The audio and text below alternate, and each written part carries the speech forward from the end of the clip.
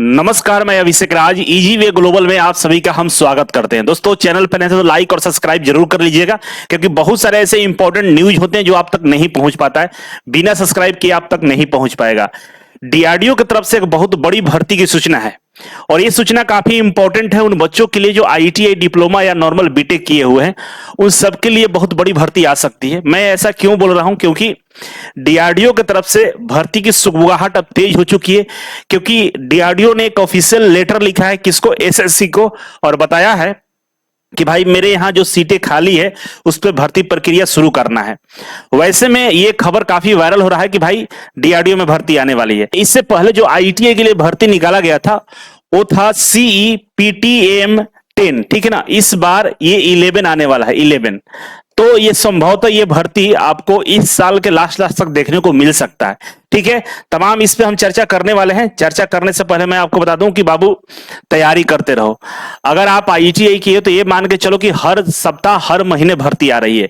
बस अगर आप एक बार तैयारी अपने आप को ढंग से कर लिए तो मान के चलो जो भी भर्ती आएगा उसमें सिलेक्शन निश्चित तौर पे आपका हो जाएगा। अभी देखें फिलहाल की पिछले 1-2 सप्ताह की हम बात करें तो एनपीसीआईएल, आईओसीएल, नेवी ट्रेडमैन, एएचएल और ये इस बार डीआरडीओ में भर्ती की संभावनाएं दिख रही है। तो जो बच्चा तैयारी कर रहा होगा उसके लिए तो काफी अच्छा है, लेकिन भर्ती आने के बाद तैयारी करेंगे तो उससे आपको नौकरी नहीं मिलता है। मात्र 1 साल अपने आप को दीजिए और आपका जिंदगी में बहुत बड़ा परिवर्तन हो जाएगा।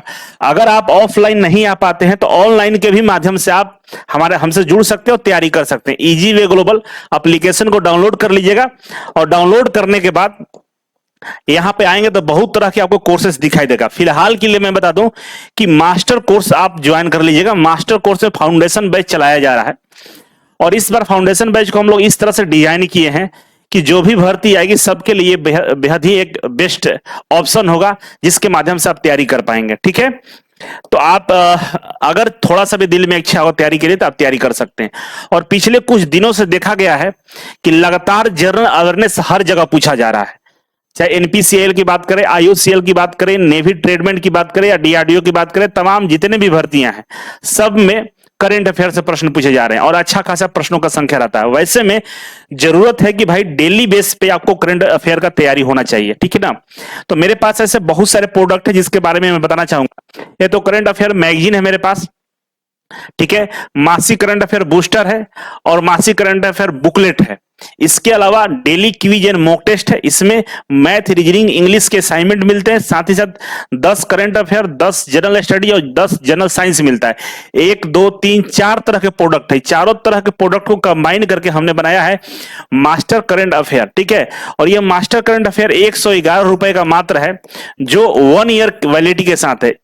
इसकी वैलिडिटी 1 ईयर रहेगी, और हर महीने आपको एक मैगजीन मिलेगा, एक करंट अफेयर बूस्टर मिलेगा और एक मॉक टेस्ट बुकलेट मिलेगा हर महीने। और डेली बेस पे आपको daily quiz and mock test मिलेगा, कि इसका मैथ का, रीजनिंग का, इंग्लिश का, साथ ही साथ daily current affair, general study और जनरल साइंस मिलेगा।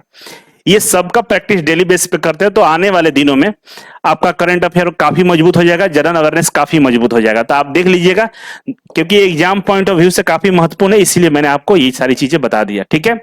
अब ये लेटर है, तो आइए लेटर के बारे में चर्चा करते हैं। जो लेटर हम अभी आपको दिखा रहे थे उसी लेटर के बारे में चर्चा करते हैं। देखिए लेटर का जो डेट देखिएगा, यहाँ पे 20 जून लिखा हुआ, ठीक है ना। लेटर ये 20 जून लिखा हुआ है, और ये जो लेटर दिया गया है ए ब्लॉक, डीआरडीओ भवन, न्यू दिल्ली, ठीक है ना। और इस लेटर में जो बताया गया है उसके बारे में यहाँ पे चर्चा कर रहे हैं, ठीक है ना। अब लेटर में guideline to carry out direct recruitment through SSC for all group B, non gazetted, non technical and group C non technical, ठीक है ना। इस लेटर में यह बताया गया है कि भाई जो डीआरडीओ में नॉन टेक्निकल वाले पोस्ट है, या कह सकते हैं जो ग्रुप बी वाले पोस्ट है, जो नॉन गेस्टेड है, उसके बारे में चर्चा किया गया है। वैसे में आपका प्रश्न यह भी हो सकता है कि भाई इसमें आईटीआई के कहां जिक्र किया गया, क्योंकि आईटीआई की जो भर्ती निकाली जाती है वो डीआरडीओ अपने से कंडक्ट करता है, अपने बिहाफ पे वो क्या करता है, भर्ती लेता है, भर्ती प्रक्रिया पूरा करता है। एसएससी के द्वारा ये नहीं होता है। लेकिन बात यहां पर चर्चा ये है कि जब भी डीआरडीओ में भर्ती निकाला जाता है तो हर तरह की भर्तियां एक साथ निकाली जाती है, ठीक है। मैं मानता हूं कि एसएससी के द्वारा, स्टाफ सिलेक्शन कमीशन के द्वारा ग्रुप बी में और जो ग्रुप सी है, जो नॉन टेक्निकल वाला पोस्ट है, वो तो एसएससी के द्वारा लिया जाएगा। इसके लिए डीआरडीओ ने ऐसा लेटर लिखा है कि इसको स्टाफ सिलेक्शन कमीशन को। लेकिन जो हमारा आईटीआई लेवल के जो पोस्ट है, जो टेक्निकल वाले पोस्ट हैं, उसके लिए डीआरडीओ खुद से अपना रिक्रूटमेंट प्रक्रिया चालू करता है। तो जब इस तरह की भर्तियां आ रही है तो वो भी आएगा, है ना। इसका संदर्भ यही है कि दोनों भर्तियां अपने समकालीन ही होती है। अब पिछला भी डेटा अगर आप देखिएगा तो ये भी भर्ती आया था और टेक्निकल वाला भी आया था, लेकिन रिक्रूटमेंट प्रक्रिया दोनों में अलग होता है। तो मैं ये कहना चाहता हूं कि भाई अलग ठीक है, ये तो टेक्निकल नहीं है, नॉन टेक्निकल की भर्ती निकाली जा रही है एसएससी के द्वारा डीआरडीओ के लिए, लेकिन इसी के साथ टेक्निकल का भी आने की संभावनाएं प्रबल हो चुकी है। क्योंकि अगर ऐसा नहीं होता कि नॉन टेक्निकल भर्ती नहीं हो रहा है तो फिर टेक्निकल का आने का कोई चांस नहीं था।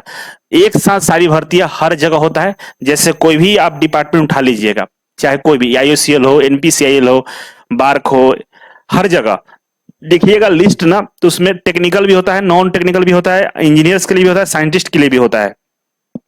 तो डीआरडीओ जो नॉन टेक्निकल वाला पोस्ट है वो तो एसएससी के थ्रू निकालेगा, लेकिन टेक्निकल वाला पोस्ट अपने थ्रू निकालेगा। ठीक है, तो भर्ती आएगा, ये बात कंफर्म हो चुका है लगभग। तो दिसंबर से पहले इसमें भर्ती प्रक्रिया आपको देखने को मिल सकता है, जिसका सीईपीटीएम 11 होगा। और इसके लिए आप तैयारी शुरू कर दीजिए। फाउंडेशन बैच आपके लिए बेस्ट रहेगा, और अभी से अगर आप तैयारी करते हैं तो डीआरडीओ में सिलेक्शन आपका कोई रोक नहीं सकता है। पिछले बार हमारे यहां से लगभग 70 प्लस बच्चों का डीआरडीओ में सिलेक्शन हुआ था, और एक बहुत बड़ा अनुभव है डीआरडीओ को लेकर।